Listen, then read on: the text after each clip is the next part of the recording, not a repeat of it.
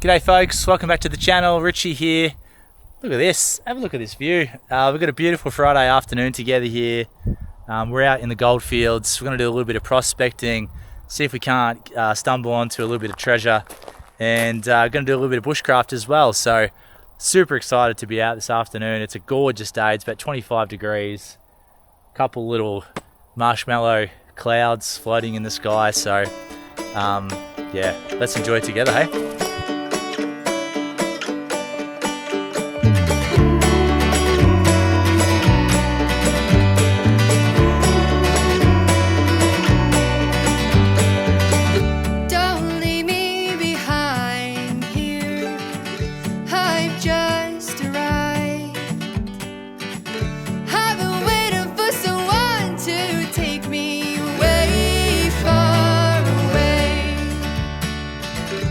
I'll take my time, dear, just to keep you around here. Know what they say, you can't keep the clouds away, away, far away. Every day is a brand new day. All my life. Okay folks, well, it's an absolutely gorgeous day out here, and we've been going for about 2 minutes. And if you just look down here, there's this little bit of quartz. It's a piece of buck quartz, but it does have a little signal in it, which is sitting right on top here. I'll give you guys a listen to it. Now it's a very soft tone, so it's only going to be a tiny piece of gold, but gold nonetheless.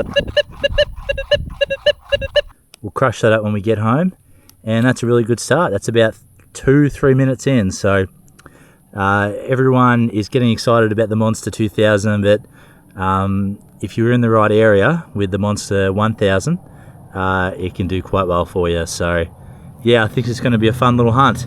Let's see if we can add some more to this. So I've just been working my way along, and I just found this bit of quartz, and it's got these beautiful quartz crystals in there. I don't know if that picks up so well on the camera, but sort of caught my eye, the glistening. Just in the center there's some beautiful little quartz crystals. That's really cool. Nice one. So I'm taking a little bit of a break near this stack stone hut here. Now I found this little hut years and years ago. I actually reckon this was maybe like, I came here with a buddy. We were out trying to find some new ground. He wasn't a prospector, he was just a mate who wanted to come for a bit of fun. And we stumbled across this place, I reckon, the third time that I went prospecting in my life. And it's always been a pretty special place because I like coming here when I come out to this area and just sitting next to these stack stones and pretending that I'm living in the 1850s.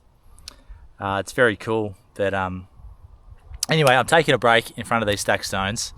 I was reading a I don't know how it happened, but I think there was I don't know what it's called when someone dies, and they like sell off their things. I guess something that'll happen to all of us one day, right?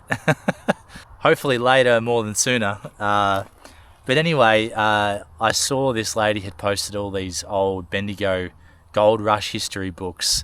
I don't know if you guys have come across these. They're not like, they don't have a publisher, they're just self-published. And there was one in there, one of the books was about deaths on the goldfields in the very early parts of the rush. And pretty much it's got like a little paragraph for each of these deaths that this guy's gone away and documented. So I'm flicking through this book, and then I start to see that there's all these deaths around 1855 to 1860 around dehydration and stomach illness.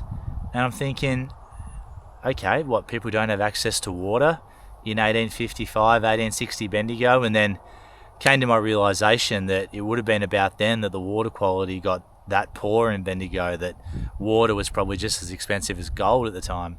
So it got me thinking about, you know, what they've done, or what they did eventually to Bendigo Creek and paved it up with bluestone. But it also just got me thinking about survival in the goldfields. And you come out here during summer and it gets bloody hot, and if you get lost, you're in real strife. Just the other day I was reading about some prospectors that passed away in Western Australia because they got lost.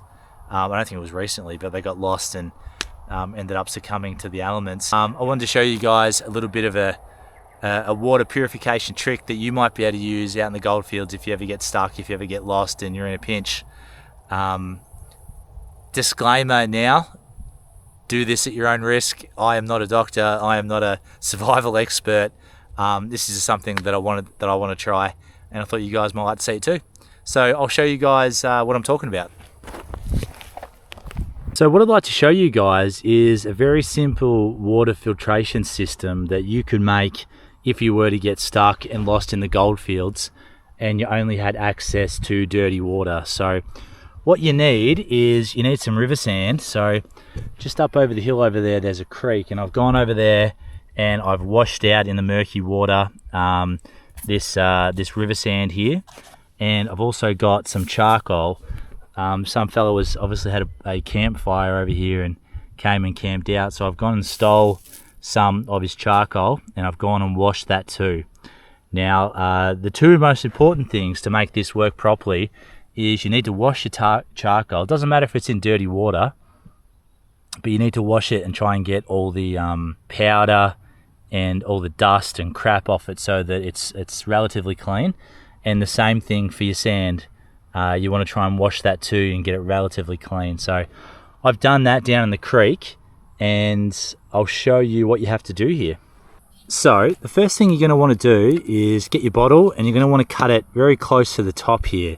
You want to have as much room as possible to fit your filtration material, and you want to cut it at the top here so that the water can funnel through down the bottom into whatever you're going to use to catch the water.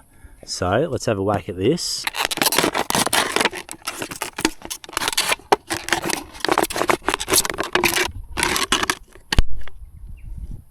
Okay, so we've cut the bad boy there. Now obviously if you were lost out in the bush and you didn't have a bottle, you could probably conjure up something with, you know, a bunch of rocks. You'd have to get creative with it, but I've got this handy, so I'm using this.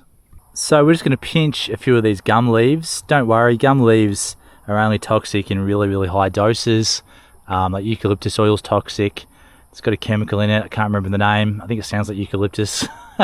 That's really bad for you, but in small doses it's actually fine, and people do use it for teas. So I'm going to grab some of these gum leaves, and the point of that will be to clog up the bottom so we don't get any sand and other crap filtrating through into our water, because we want our water to come out as clear as possible, obviously.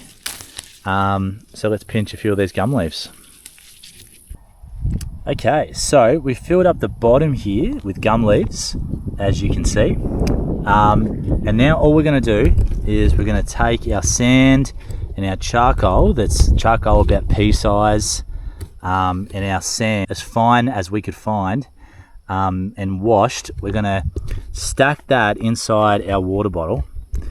Now, hang on, let me get rid of this label. So all we're going to do is we're going to stack up sand and the charcoal about 3 centimeters each. So we'll start with sand, and then we'll go 3 centimeters of charcoal, 3 centimeters of sand, 3 centimeters of charcoal, and we'll do that until we've used all of our material, and then I'll show you guys what to do from there. So all we're going to do is we're going to prop this bad boy up here, and we're going to pass our water through.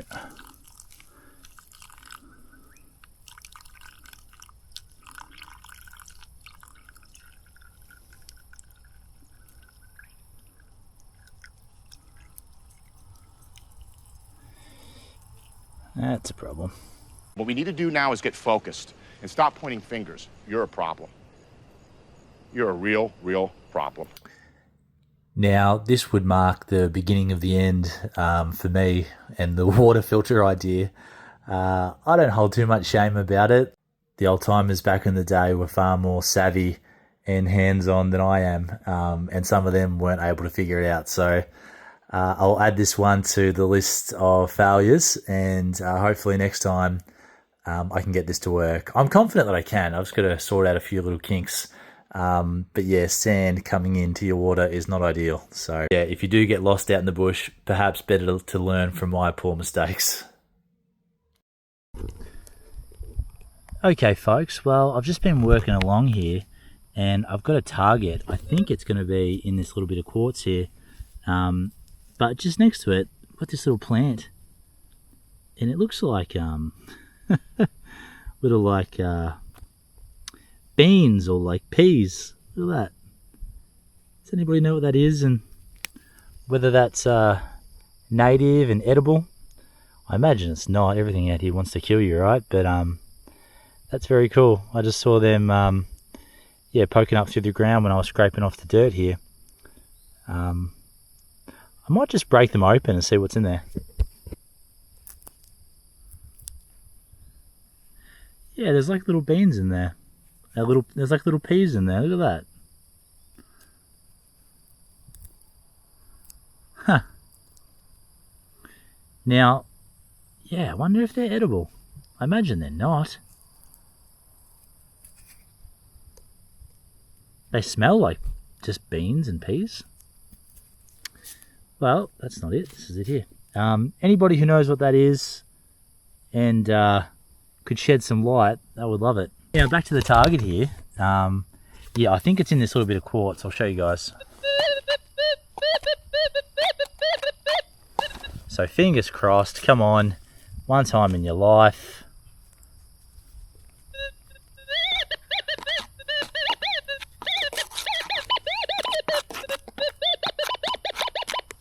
Awesome. So yeah, it's in that bit of quartz. How good's that? Bendigo's a great place to have a crack with the gold monster because there's so much quartz around, because Bendigo is so rich for its quartz mines. So that is awesome. I can't see any visible gold on there, but we'll crush that up when we get home with our other specimen and see what we've got. Cool. Let's keep going. Well folks, can you believe that's the end of the adventure already? Time flies when you are making a fool of yourself, but I'm just driving out here and just wanted to show you guys the view.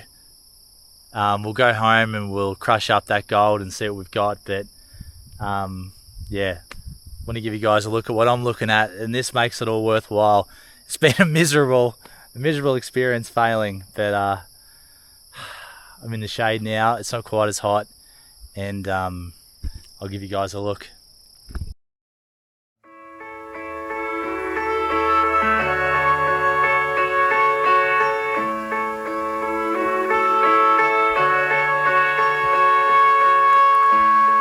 We've only just begun to live. White lace and promises, a kiss for luck and war. How's the serenity?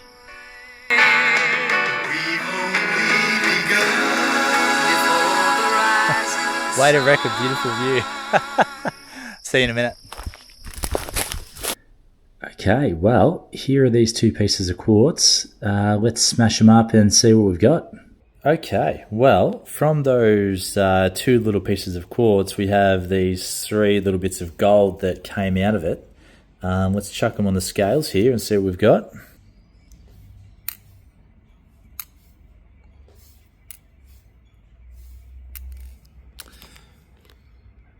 Okay, well, 0.34 of a gram, so that's about, yeah, 1/3 of a gram. So that's about $70 Australian, so not too bad at all.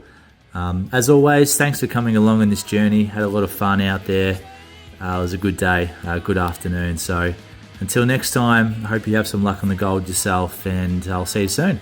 Bye-bye.